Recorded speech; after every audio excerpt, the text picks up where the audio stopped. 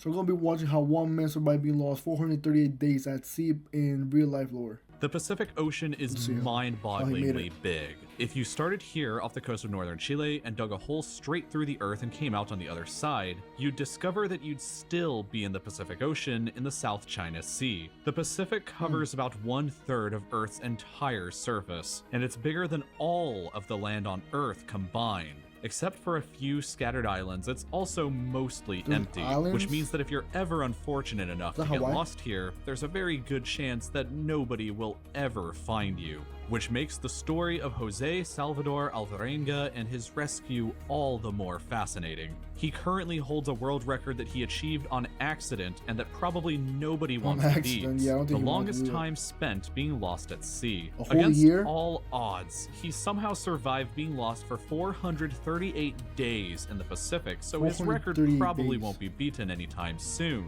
How long do you guys think you will be able to survive if you were stuck in sea? I'd say depending on where I am. If I'm in, like, I don't know, middle of the Caribbean Sea, lost, I think I'll be able to make it at least probably a week before I die. A week to 2 weeks, depending on how many resources I have, obviously. But yeah, I don't think I'll make it over a month at sea alone. I have no experience on fishing or anything that would, like, remotely help me survive being stranded in sea. So no, 2 weeks is my max, and that's pushing it.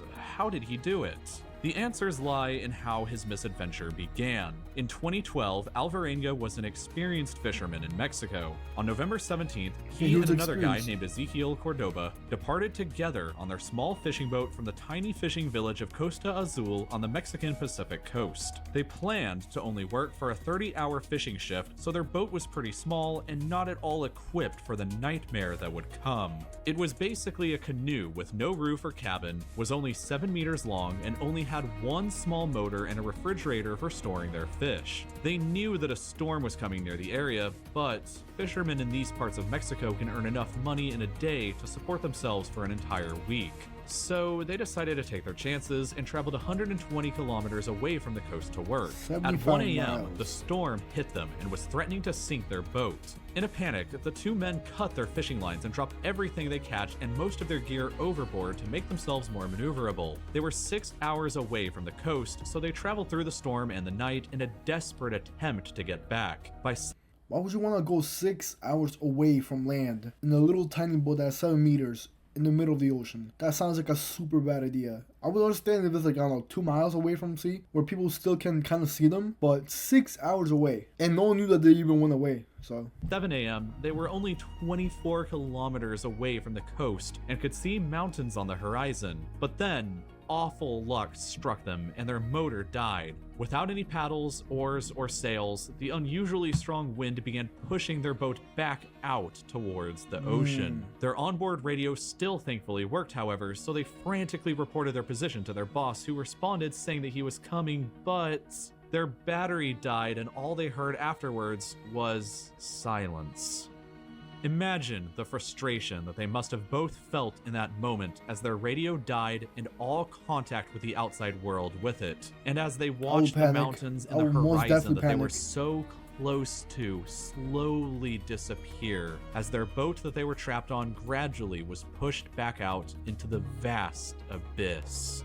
Their boss did organize a search party that looked for them for days, but as their boat drifted further out into the vastness of the Pacific, it got harder and harder, so they eventually were forced to give up. Just 5 days later, the winds had already blown them 450 kilometers off the coast before finally settling down. They were surrounded by nothing but ocean in every direction, and their boat was so small they knew that they probably would never be spotted from the air.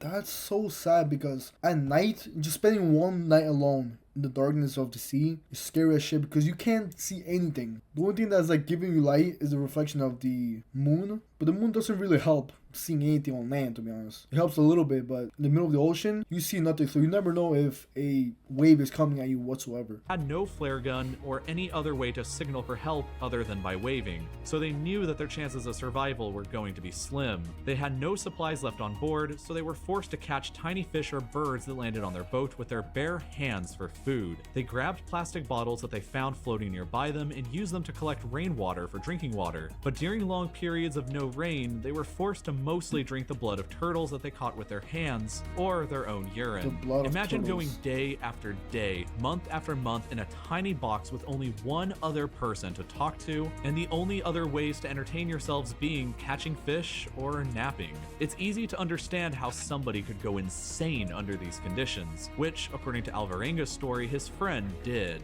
The other guy, Cordoba, gave up hope about 4 months into their isolation and became suicidal. He got I mean, after 4 months of drinking piss, turtle blood, and maybe clean water, I would lose hope, because what are you eating at that point? Dead turtles that are not being cooked, raw fish, birds, like, yeah, I would pretty much go insane after a month. After 2 months, that would be my limit. I would feel like I'm gonna die, because there's no one coming to help after 3 months, 4 months, 6 months.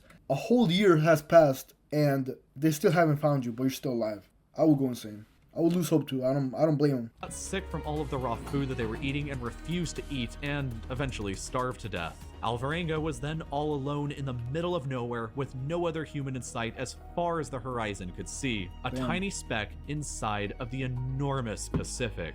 And as you can see from this shipping map, the Central Pacific where he was somewhere at is a very quiet part of the world. Ships rarely come through this area, but even still, he claims to have encountered one when he was alone. A cargo ship apparently passed right by him and 4 men on board spotted him and waved, but they just kept moving past him and never even bothered to stop. Fucking Imagine how assholes. frustrated you would have been again if you were lost for months. You were all alone and you finally spotted rescue, but they just ignored you and kept on moving. 11 months in, and Alvarenga had traveled about 8,000 kilometers across the ocean in his tiny little boat. His clothes were shredded and he only had a sweatshirt to protect himself against the sun. But finally, on the 30th of January 2014, he spotted coconuts bobbing around his boat and birds landing around him.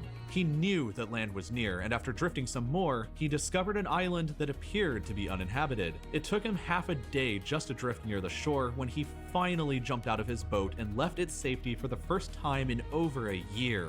He swam ashore and discovered a house, and when he knocked, he made contact with the first other humans since he left his village in Mexico 438 days ago, and after traveling nearly 11,000 kilometers. To put into 11,000 perspective kilometers. just how far away that is, imagine starting in a tiny boat in Lisbon, Portugal, and traveling less than 1 mile per hour until you drifted across the land to Hiroshima, Japan. Alvarenga ended Damn. up washing ashore on the Avon Atoll, which is the southern tip of the Marshall Islands and one of the most remote spots on the planet. Had he missed this spot, the next likely stop for him would have been the Philippines, nearly 5,000 more kilometers away. And since it Fuck, took him bro. 438 days to travel roughly 11,000 kilometers, it probably Yo, look at that. Look how much he traveled. He almost ended up in Australia. He was closer to going to Hawaii than on the island that he ended up at. would have taken him about 240 more days to hit the Philippines. 240 Fortunately days. for him, though, he somehow landed on this tiny speck in the middle of the biggest ocean on Earth and got How do people even live there? Now to think about it.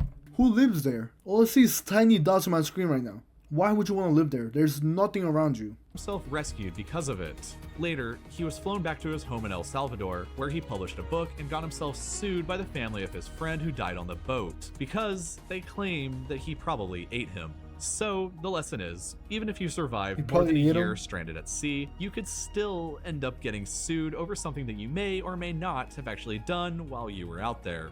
But if you're like me and the ocean terrifies you so much that you'll never actually go, Alright, dude. Amazing video. And honestly, I feel very bad for those two people because going over a year and it's like a year and a half at that point with no hope of finding anything, just straight ocean, I would feel very scared. I'm actually more surprised that that boat held on for 400 days. Whatever company made that boat, shit, you did a good job. That shit held. There's probably also many like struggles that they went through that I'm actually kind of curious and kind of want to read the book of what his experience was.